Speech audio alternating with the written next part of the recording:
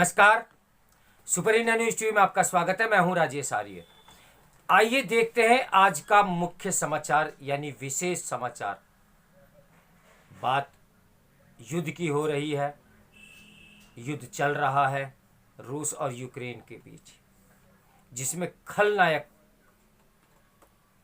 एक को ही बनाया हुआ है। एक ही खलनायक नहीं है इस युद्ध का। यूक्रेन में तबाही के लिए रूस के साथ अमेरिका और उसके सहयोगी देश का भी कम जिम्मेवार नहीं। युद्ध विनाश का कारण बनते हैं, लेकिन कभी कभी वे परिहार्य हो जाते हैं, जैसे 1971 का बांग्लादेश युद्ध। यह याद रखें कि आज जो अमेरिका और ब्रिटेन यूक्रेन पर रूस के हमले पर भारत को अपने पक्ष में लाना चाहते हैं, उन्होंने 1971 में किस तरह पाकिस्तान की सैन्य सहायता करने की कोशिश की थी।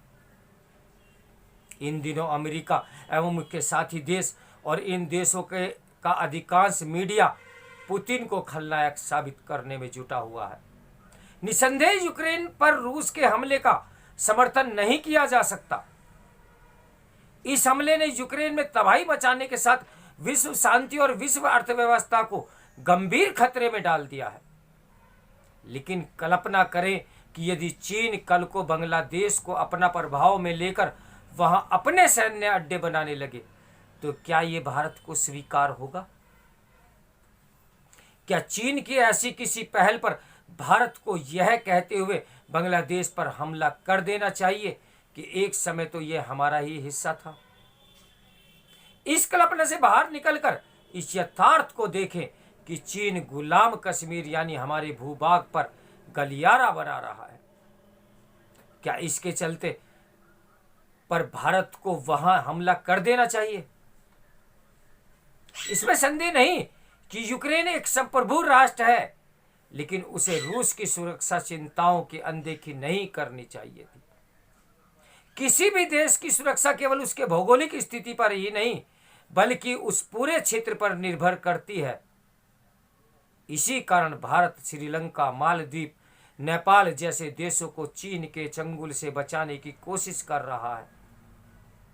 क्या अतीत में इन देशों के चीन के पाले में जाने की कोशिश पर भारत यह कहकर कर्तव्य की तीसरी कर लेता कि वह संप्रभु देश है, और यदि ये चीन की गोद में बैठना चाहें तो ये उनकी मर्जी है। रूस लगातार इसका विरोध कर रहा था कि यूक्रेन को अमेरिकी नेतृत्व वाले सैन्य संगठन नाटो का हिस्सा नहीं बनना चाहिए, लेकिन अमेरिका उसे इस सैन्य समूह का हिस्सा बनाने के लिए आमादा था। नाटो का गठन सोवियत संघ के जमाने में साम्यवाद के विस्तार को रोकने के लिए किया गया था। 1991 में सोवियत संघ के विघटन के बाद जब उसके नेतृत्व वाले वार्सा पैक्ट का भी अस्तित्व खत्म हो गया, तब यदि नाटो अपनी दुकान नहीं समेटता तो भी कम से कम उसका विस्तार तो रोक ही सकता था। उसने रूस की आपत्तियों के बाद भी अपना विस्तार जारी रखा। अमेरिका और यूरोपीय देश सोवियत संघ एवं वार्सा पैक्ट का हिस्सा रहे देशों को भी नाटो के दायरे में ले आए। जब वे यूक्रेन को भी नाटो का हिस्सा बनाने की दिशा में आगे बढ़े, तो रूस ने उन्हें आगाह किया। अमेरिका और यूरोपीय देश उसके बाद भी ये समझने को तैयार नहीं हुए कि यूक्रेन का नाटो का हिस्सा बनाने की कोशिश रूस को भड़काने वाली कार्रवाई होगी।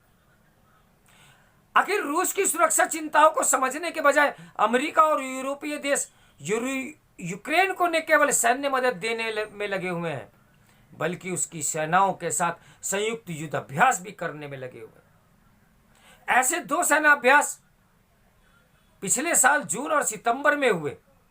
शायद इसी के बाद पुतिन इस नतीजे पर पहुंचे कि पानी अब सर से ऊपर गुजरने लगा है। उन्होंने यूक्रेन पर हमला कर दिया। उन्हें लेने के देने पड़ सकते हैं, क्योंकि यूक्रेन के लोग अपने देश को बचाने के लिए कुछ भी करने को तैयार हैं। फिलहाल यूक्रेन तबाह हो रहा है, पर अमेरिका, यूरोपीय देश शांति का कोई ठोस पहल करने की बजाय उसे हथियारों से लैस कर रहे हैं। इससे बात बनने की बजाय और बिगड़ रही है।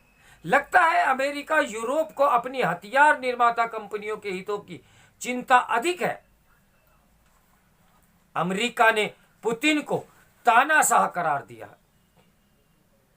लेकिन यह वही अमेरिका है जिसका एक समय दुनिया भर के तानाशाहों से याराना हुआ करता था, चाहे वे पाकिस्तान के जनरल जिया हो या इराक के सद्दाम हुसैन अथवा लीबिया के गद्दाफी।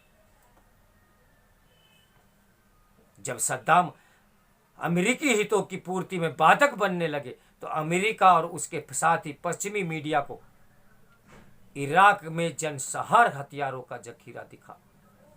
उसके बाद उस पर हमला कर उसे तबाह कर दिया गया। इस तबाही से ही खूंखार आतंकी संगठन आईएस यानी इस्लामिक स्टेट जन्मा, जिसने सीरिया में भी अपनी जड़ें जमाई। इसी समय अमेरिका को लगा कि सीरिया में बशर अल असद के बजाय उसके हिसाब से चलने वाला शासक होना चाहिए था। यह कुछ वैसे ही चाहत थी जैसी आज रूस यूक्रेन के मामले में दिखा रहा है। अमेरिका ने असद को सत्ता से बाहर करने के लिए वहां भी सैन्य हस्तक्षेप किया। इससे आईएम को मदद मिली। यह संगठन इराक में भले ही पस्त हो गया हो, लेकिन उसके आतंकी न जाने कितने देशों में फैल गए हैं। एक समय ट्रंप ने कहा था कि आईएस के संस्थापक तो बराक ओबामा हैं। बड़बोले ट्रंप ने किसी को कुछ भी कह सकते हैं, लेकिन 2009 में के नोबेल पुरस्कार विजेता ओबामा ने अकेले 2016 में Iraq, Syria, Libya, Somalia, Yemen में हमले कर 24,000 से अधिक बम बरसाए। ये वे आंकड़े ब्रिटिश अखबार द गार्जियन के हैं। इन देशों के हमलों के दौरान अमेरिका के साथ अन्य नाटो देश भी दे रहे थे। जब ये सब हो रहा था तब पश्चिमी मीडिया ये कह रहा था कि इन देशों की तानाशाही से मुक्त कर वहां लोकतंत्र का प्रसार करने की पहल की जा रही है। आज इन देशों की हालत किसी से छिपी हुई नहीं है। निसंदेह इसका यह मतलब नहीं कि जो गलत काम अमेरिका ने किया वही रूस भी करे, लेकिन यह समझा जाना चाहिए कि इस युद्ध का कोई एक खलनायक नहीं। दुनिया बहुत समझदार हो गई है और सब कुछ जानती है।